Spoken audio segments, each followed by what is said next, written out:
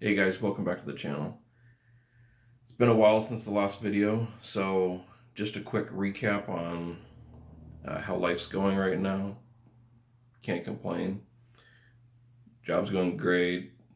Just went and saw the new Joker movie last night with Christy. It was a fantastic movie. Highly recommend you go see it as soon as you get a chance. Epic performance by Joaquin Phoenix. Anyway, yeah, so I just want to do this video because I wanted to encapsulate my experiences with the discussions I've had with different apologists over the last year or so. I've been engaging with anybody on Instagram, Facebook, YouTube comments. I enjoy the challenge and the sort of the variety of discussing different issues with virtually anybody. You know, if they want to raise a point, great, I'll take them up on it. And in that time frame, I've probably talked to almost 100 different non-professional and semi-professional Christian apologists. And so I wanted to kind of encapsulate all the different arguments they've used and the practices that they go through. Really, what's been terribly disappointing is how unoriginal any of it is. It's been like, you know, they'll start off, okay, here's the theological defense for their particular branch.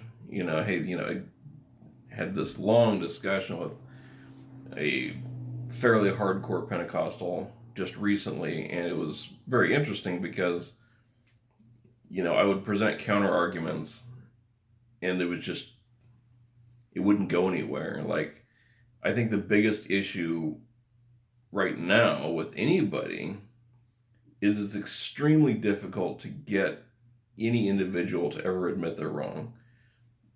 It's pretty challenging, and that applies to any mental process, any belief.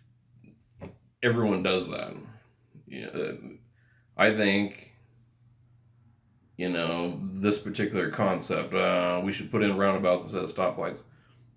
And people will argue about it for days, and you never make any progress. You can throw out statistics, you can throw out whatever you feel like, and it doesn't change anybody's minds. And it's even worse when you get into religion. People simply not accept that they're wrong about anything. And this could be applied to the most blatantly false religions, you know, Jehovah's Witnesses, Mormons, Scientologists. And so really what I see is there's a progression of, first they'll argue about, oh, you know, my religion is true because of this. Then they'll digress from there to trying to demonstrate why the Bible is correct. And then there's a different discussion, but everyone kind of has their pet arguments and their favorite ideas and rationales, and it doesn't get anywhere, again, because it seems like there's no ground to be gained. You can throw out, you know, hey, why was it acceptable to allow slavery in the Bible? Well, you know, that was different back then, blah, blah, blah, blah. And one thing leads to another. And what ends up happening over and over and over again, and I've had just hundreds of these discussions, is that you each present your side and it ramps up to a head where no progress can be made in that argument. You know, you've made your case, they've tried to make excuses and counterpoints, and then you reach a point where it seems like you just drop that completely, and then we're going to a different subject, or we're going to another side route, you know, and it's not productive. And I'm trying to find better ways to engage with people, better ways to make convincing arguments, and I think it's really just extremely difficult to do. If someone is not curious and wanting to explore what they're thinking, they're wanting to explore reality and facts, then you're not going to get anywhere with them. That's just the way it goes. I'm consistently surprised by just how widespread the different thought processes are. So some Christians will completely dig their heels in. They will defend Noah's flood.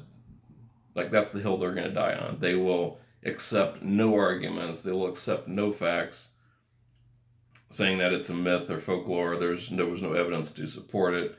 They will just dig in until you give up, basically. And then there's other Christians that have no problem with evolution. The entire Old Testament being folklore means nothing to them. They don't care, because everything to them centers around the resurrection of Jesus. Like, that's all they care about, is Jesus resurrected from the dead, and you can pretty much throw away the Old Testament. It does not make any difference to them. So there's just this wildly different set of priorities for different apologists. Some will defend every verse no matter what, and some will disregard large sections of the Bible in favor of just a few areas. And I wish that there was some way of pinning people down and saying, the sky is blue, the grass is green, this is the facts, you can't run from it. But my experience is to summarize this, it's simply, if someone wants to learn, they will learn on their own. I think my job as someone trying to start discussions and stir the pot really becomes simply one of starting the discussion. I may never make any progress with some of these people. There may be no headway made with their rationale, but the biggest thing for me is to be as public as possible. So hopefully dozens or hundreds of people will see the discussion, whether they participate or not. That's, a separate issue, but simply getting a wedge into that, that thought bubble. Because so often it's very tribal. You go to a Christian Instagram page and all the discussions and everything is self-reinforcing. They're all committed to the idea being proposed on that page. And so just maybe one voice saying, hey, it doesn't necessarily be this way. It's not necessarily true. Just to throw in a voice of dissent to try and get someone to stop and think for a second, maybe that's all it will take to begin the process where they actually stop and they try to discover truth. That's really the only thing I can hope for, is to try and get people to begin to go down the road of discovering truth. And I try to come up with creative ways to make an argument that's easy to grasp and understand and to sink in. Come up with good analogies. There's so many things you can try to do, and some work better than others. But no matter how much of that creativity you can put in, it will not make any headway unless you really get some kind of a curiosity in them. There has to be some kind of a desire to really understand and to grasp this. Otherwise, it's a complete waste of time. But even if it's a waste of time, I enjoy it because it's just practice for me. And so discussion after discussion yeah, maybe I don't make any headway, but I find what works and what doesn't, the best way to phrase things, the best way to approach different topics. And to me, that's, just honing that is enjoyable in and of itself. But yeah, it goes down to you get through all the logical arguments, you get through all the theological arguments, you go through all the evidence for the physical world, and then you end up, most Christians, they just end up calling you names and saying, oh, you just want to sin, you just want to run from God, you just want to deny everything. And that ends up being like all of their last ditch stand. They just throw this out, one accusation after another, and it's just childish and it's pointless. And yet that's all they have. But again, it's been, let's see, October 17. It's been over 2 years now since I walked away from everything. And I think my only regret is I didn't do it a long time sooner. Everything is so much better. Life is so much more enjoyable when you're just not constantly shackled to this mentality that, this dictator's watching over everything. You're not shackled to this old book that has to rule everything in your life. You decide what's best for you. And,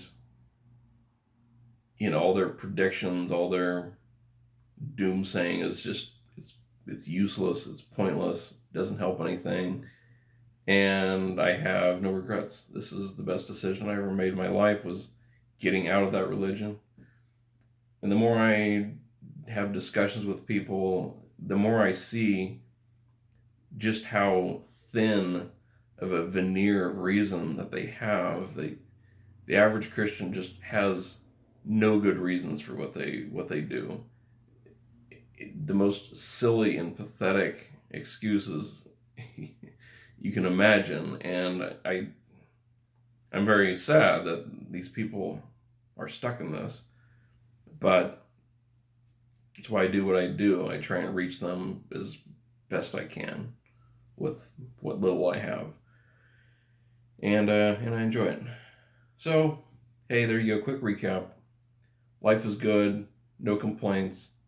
Having fun debating people and having discussions. Feel free to drop a comment. And hey, I'm free to discuss anything, anytime.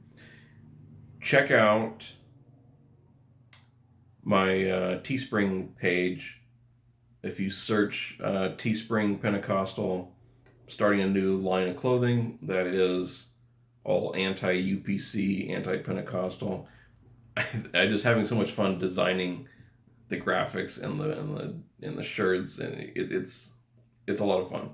So check that out if you're interested in saying your message being anti-Pentecostal, anti-religion. And by all means, check out the blog, check out the Instagram, Facebook page. Just search Isaac Coverstone, you'll find everything. And if you have any suggestions for a future video, if you want to see something else, you want to see another discussion about a particular topic, just drop a comment below and I will see that shortly. But until next time, have a great one, guys.